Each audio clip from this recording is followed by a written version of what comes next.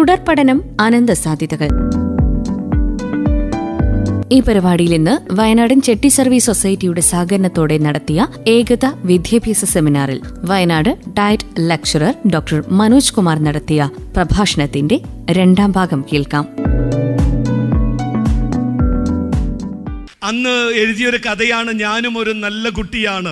മുംബൈയിലെ ഒരു പബ്ലിഷർ അത് പബ്ലിഷ് ചെയ്തു. അതിന്റെ 100 കോപ്പി എടുത്ത് വയനാട്ടിൽ ഞാൻ സെറ്റിൽ ആയതു. പക്ഷേ അത് അയച്ചത് മണിക്കടവ് എന്ന് പറയുന്ന എന്റെ കൊച്ചു ഗ്രാമത്തിലെ ഒരു വായനശാലയിലേക്കായിരുന്നു. ആ മാഗസിൻ തുറന്നു നോക്കുമ്പോൾ അതിലൊരു ടീച്ചറുടെ ഫോട്ടോ ഉണ്ടായിരുന്നു. ആനിയമ്മ ടീച്ചർ എന്ന് പറയുന്ന ടീച്ചറുടെ. നാട്ടുകാർ മുഴുവൻ ഞെട്ടിപ്പോയി. ഒരു 50 വർഷങ്ങൾക്ക്, ഇപ്പോഴാണ് അന്നത്തെ കാലത്ത് 40 വർഷങ്ങൾക്ക് മുമ്പ് ഒരു പ്രൈമറി സ്കൂളിൽ ഒരു ടീച്ചറിന്റെ ഇടപെടൽ കൊണ്ട് ജീവിതത്തിൽ ഒരു നിലയിൽ വിജയിച്ച ഒരു വ്യക്തിയുടെ കഥയായിരുന്നു അത്. അന്ന് 2019 ടീച്ചർക്ക് സ്റ്റേറ്റ് അവാർഡ് കൊടുത്ത് ആദരിച്ചു. എന്നെ കേൾക്കുന്ന എൻ്റെ പ്രിയപ്പെട്ട എൻ്റെ കുഞ്ഞുങ്ങളെ, അവരുടെ മാതാപിതാക്കളെ, ജീവിതത്തിൽ ആത്യന്തികമായി ഋഷിരാജ് സിംഗ് നമുക്ക് നൽകിയ ഒരു മാതൃക പറയുന്നത് ജീവിത വിജയം എന്ന് പറയുന്നത് ആരുടെയും കുത്തകയല്ല എന്നുള്ള സ്വയം തിരിച്ചറിവാണ്. ത്യജിക്കപ്പെട്ടവൻ്റെതാണ് ജീവിതം. പണ്ട് ലോക ചരിത്രം മുഴുവനും അങ്ങനെയാണ്. 5000 വർഷങ്ങൾക്ക് മുമ്പ് ഏറ്റവും നല്ല വിദ്യാഭ്യാസം നൽകുന്ന ദ്രോണാചാര്യയുടെ സ്കൂളിലേക്ക് ഒരു വിദ്യാർത്ഥി കടന്നു ചെല്ലുന്ന രംഗം നമുക്കറിയാം. ത്യജിക്കപ്പെടുകയാണ്. ദ്രോണാചാര്യരുടെയാണ് ആ കാലത്തെ ഏറ്റവും നല്ല വിദ്യാലയം.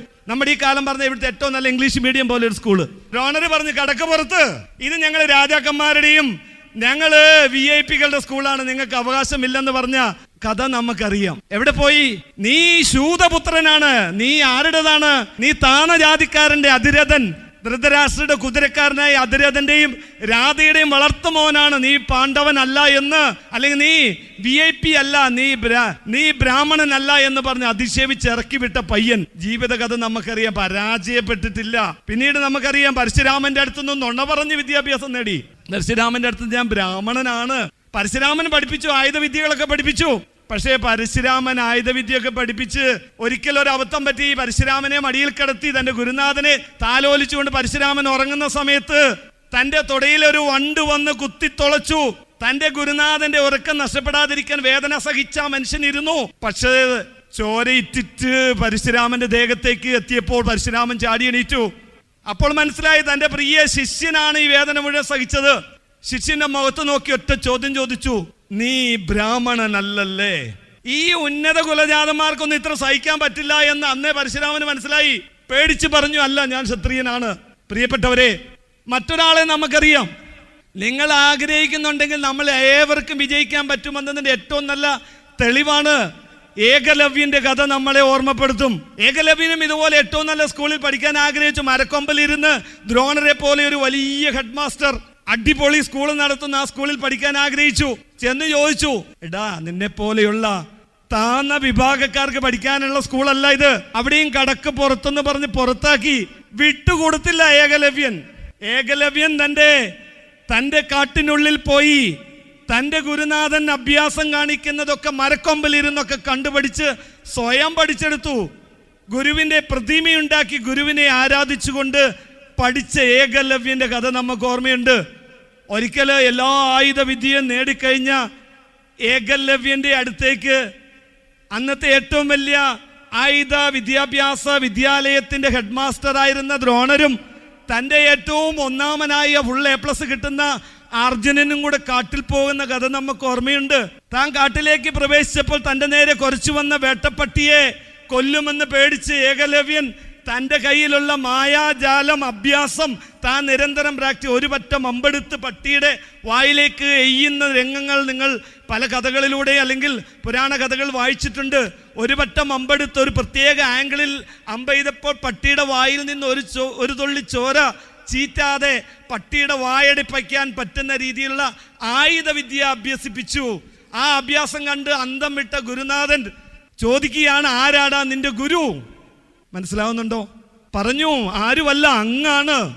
അവിടെയും ഗുരുനാഥൻ ദക്ഷിണ ചോദിക്കുന്ന ഗുരുനാഥനെ കണ്ടിട്ടുണ്ട് നമ്മൾ.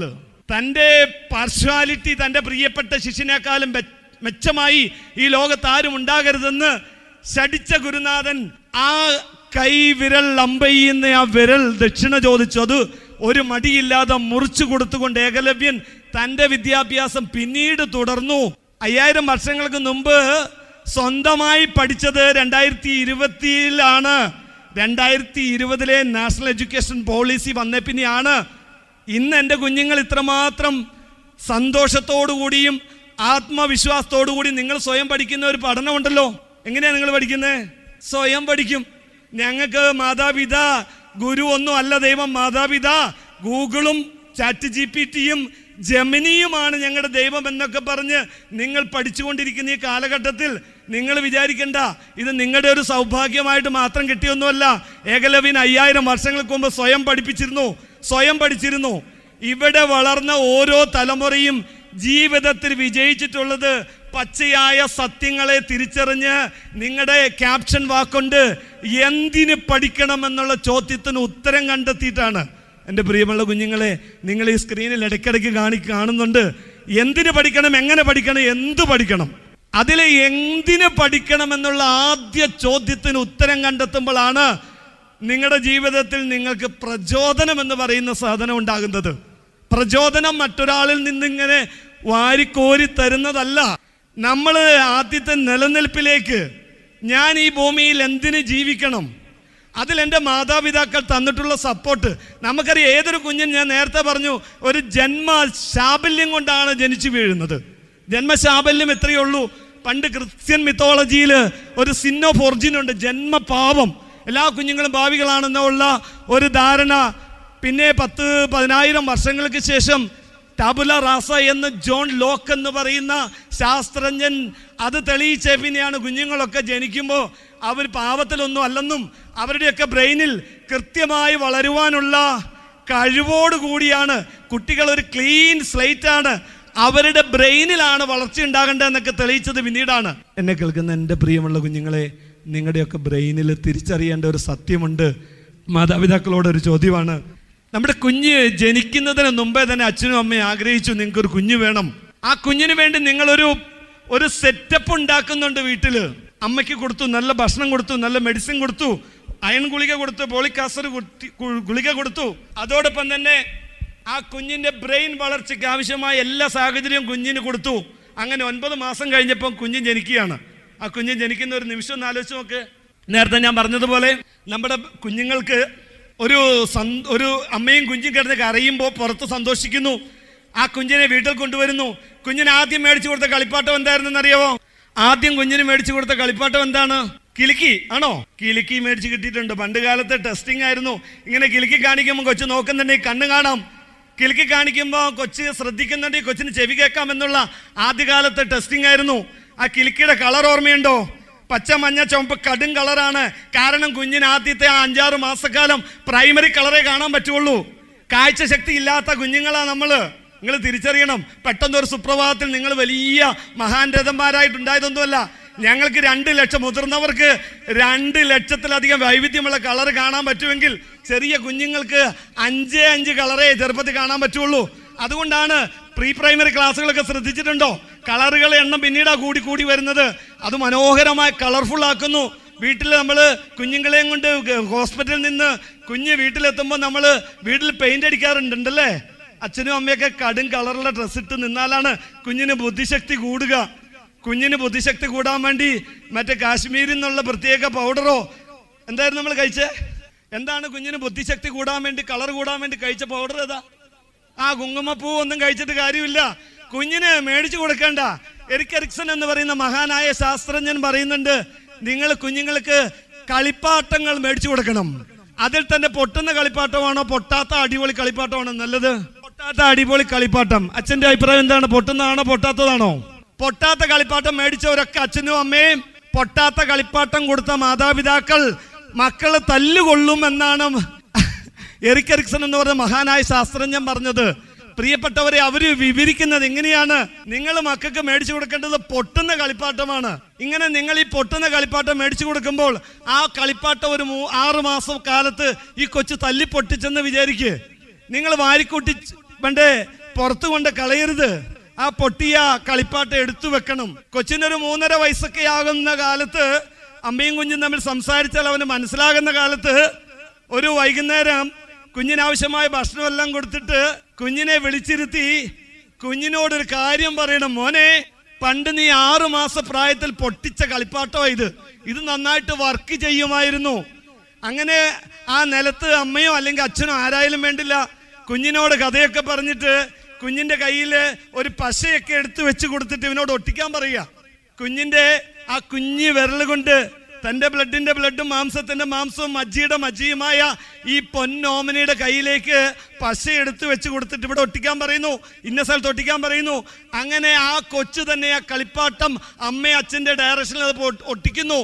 ഓണാക്കുമ്പോൾ അത് ആ കളിപ്പാട്ടം വർക്ക് ചെയ്യാൻ തുടങ്ങുന്നു. ഒരു ചെറിയ കുഞ്ഞിന്റെ അവസ്ഥ എന്താണെന്നറിയോ? ആ കുഞ്ഞ് അവിടെ തുള്ളിച്ചാടും. കാരണം അവൻ 3.5 വയസ്സിൽ ഒരു പറക്കുന്ന പ്ലെയിന് അല്ലെങ്കിൽ ഒരു കാർ നിർമ്മിച്ചു.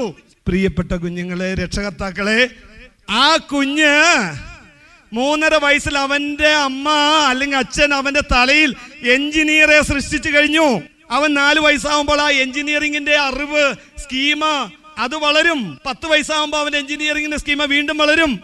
അവന് നിങ്ങൾ ഇനി 12ാം ക്ലാസ് കഴിഞ്ഞിട്ട് പാലയിലോ അല്ലെങ്കിൽ ബ്രില്യൻസിലോ പാലയിലോ ഒന്ന് എൻട്രൻസിന് വിട്ടില്ലെങ്കിൽ പോലും നിങ്ങൾ ആ കളിപ്പാട്ടം ഒട്ടിപ്പിക്കാൻ അവസരം കൊടുത്ത ആ കുഞ്ഞ് അവൻ ഓട്ടോമാറ്റിക്കലി അവൻ എഞ്ചിനീയർ ആയിരിക്കും. കാരണം അവനിൽ എഞ്ചിനീയർ ജനിച്ചത് 3ാം വയസ്സിലാണ് അല്ലെങ്കിൽ 3.5 വയസ്സിലാണ്. എന്നെ കേൾക്കാം. എന്ന പ്രിയമുള്ളവരെ, ലോകത്ത് നമ്മൾ തിരിച്ചറിയേണ്ട ഒരു സത്യമുണ്ട്. നമ്മുടെയൊക്കെ കുഞ്ഞുങ്ങളിൽ അപാരമായ ഒരു കഴിവുണ്ട്, നമ്മുടെ കുഞ്ഞിൻ്റെ ഉള്ളിലുണ്ട്. നിങ്ങൾക്കറിയാം, മൈക്കൽ ആഞ്ചലോയുടെ ഡേവിഡ് എന്ന് പറയുന്ന ലോകപ്രശസ്തമായ ഒരു ശില്പത്തെ കുറിച്ച് നിങ്ങൾ കേട്ടിട്ടുണ്ടാകാം. മൈക്കൽ ആഞ്ചലോയുടെ ആ ശില്പം റോഡ് സൈഡില്, സ്പെയിനിലെ ഒരു റോഡ് സൈഡിൽ ആയിരക്കണക്കിന് ലക്ഷക്കണക്കിന് വർഷങ്ങളായിട്ട് അവിടുത്തെ ദേശീയപാതയില് ഒരു പാറയുണ്ടായിരുന്നു. ആ പാറയിൽ അനവധി ആളുകൾ കയറി ഇരുന്നിട്ടുണ്ട്, പാട്ടുപാടിയിട്ടുണ്ട്, അവിടെ നിന്ന് ചീട്ട് കളിച്ചിട്ടുണ്ടാകാം, അവിടെ കള്ളു കുടിച്ചിട്ടുണ്ടാകാം. പലരും അതിനെ നല്ല രീതിയിലും മോശ രീതിയിലൊക്കെ കണ്ട ഒരു പാറയില് ഒരു ശില്പി ഒരിക്കൽ വന്നു. 1873 ആ പാറയുടെ അടുത്ത് വന്നു.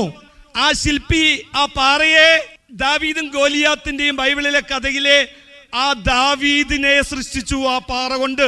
ആ ശില്പി മനോഹരമായ ഒരു പാറ, ഒരു ദാവീദിന്റെ പ്രതിമയെ അതിൽ കൊത്തിയെടുത്തു. അന്ന് വരെ ആയിരക്കണക്കിന് ആളുകൾ വെറും പാറയായി കണ്ടിരുന്ന ആ സ്ഥാനത്ത്, ആ പാറയുടെ സ്ഥാനത്ത് മനോഹരമായ ഒരു ശില്പം ഉണ്ടായി. ആളുകൾ ഈ ശില്പിയോട് ചോദിച്ചു, മഹാമനുഷ്യ, നിങ്ങൾക്ക് എങ്ങനെ മനസ്സിലായി ഈ പാറയ്ക്കുള്ളിൽ ഇത്ര മനോഹരമായ ഒരു ശില്പമുണ്ടെന്ന്? ആ ശില്പിയുടെ മറുപടി, എന്റെ പൊന്നു സുഹൃത്തെ, ഇത് ഞാൻ ഉണ്ടാക്കിയതൊന്നുമല്ല. ഈ പാറയ്ക്കുള്ളിൽ ഈ ശില്പം ഉണ്ടായിരുന്നു. ഞാൻ ഈ പാറയുടെ ആവശ്യമില്ലാത്ത കുറെ ഭാഗങ്ങൾ അത് ചെത്തിക്കളഞ്ഞത് മാത്രമേ ചെയ്തിട്ടുള്ളൂ. എന്റെ പ്രിയപ്പെട്ട കുഞ്ഞുങ്ങളെ, എന്നെ കേൾക്കുന്ന പ്രിയ രക്ഷിതാക്കളെ, നമ്മുടെയൊക്കെ കുഞ്ഞിന്റെ ബ്രെയിനിൽ വളർച്ചയുടെ ഒരു വലിയ വിജയത്തിന്റെ ഒരു വലിയ ന്യൂറോൺ തരംഗം തന്നെ ഇവരുടെ ബ്രെയിനിലുണ്ട്. പക്ഷേ അവർക്ക് ആവശ്യമില്ലാത്ത ചിലതിനെ കളയാൻ ചില സഹായങ്ങൾ നൽകണം. അതിനുള്ള ഉത്തരവാദിത്തമാണ് നമ്മൾ മുതിർന്നവർക്കുള്ളത്, മാതാപിതാക്കൾക്കുള്ളത്. ഞാൻ എൻ്റെ ഒരു ചെറിയ 2 ചോദ്യം കുട്ടികളോടും മാതാപിതാക്കളോടും ചോദിക്കാം. കുഞ്ഞിന് ഏറ്റവും പേടിയുള്ള ഒരു ചെറിയ ജീവിയുടെ പേര് പറയാമോ? പാമ്പ്, ചെറിയ ജീവി. പഴുതാര, പാമ്പ്, പഴുതാര, ഒച്ച പ്രാണി, ഇങ്ങനെ തവള തൊട്ട് ചെറിയ ചെറിയ ജീവികളുടെ പേര് പലരോടും ചോദിച്ചാലും പറയും. പ്രിയപ്പെട്ടവരെ, ഈ പേടി, ഈ ചെറിയ ജീവിയെ ചിലവർക്ക് പേടിയാണ്, സത്യമാണ്. ഒച്ചിനെ കണ്ടാൽ ഞെട്ടുന്ന ആളുകളുണ്ട്. എന്റെ ചോദ്യം, നീന്തൽ അറിയാത്ത ആളുകൾ വെള്ളത്തിൽ പോയ ചത്തുപോകുമോ? പോകും.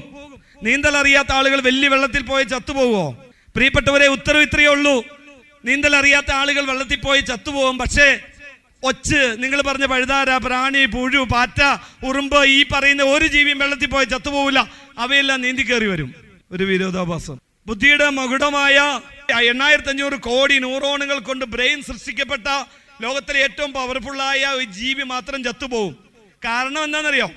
ഈ കുഞ്ഞിനൊരു 2 വയസ്സുള്ളപ്പോ ഈ കുഞ്ഞ് നീന്തി നടക്കുന്ന സമയത്ത്, അല്ലെങ്കിൽ പിച്ച നടക്കുന്ന സമയത്ത്, ഒരു പാത്രം വെള്ളം ആ മുറ്റത്ത് എവിടെയോ ഇരിപ്പുണ്ടായിരുന്നു. ഈ കുഞ്ഞ് വെള്ളത്തിന്റെ അടുത്തേക്ക് പോയപ്പോൾ അത് കണ്ട അമ്മ അല്ലെങ്കിൽ അച്ഛൻ വിളിച്ചു പറഞ്ഞു, മോനെ വെള്ളത്തിൽ പോകല്ലേ, ചത്തുപോകും.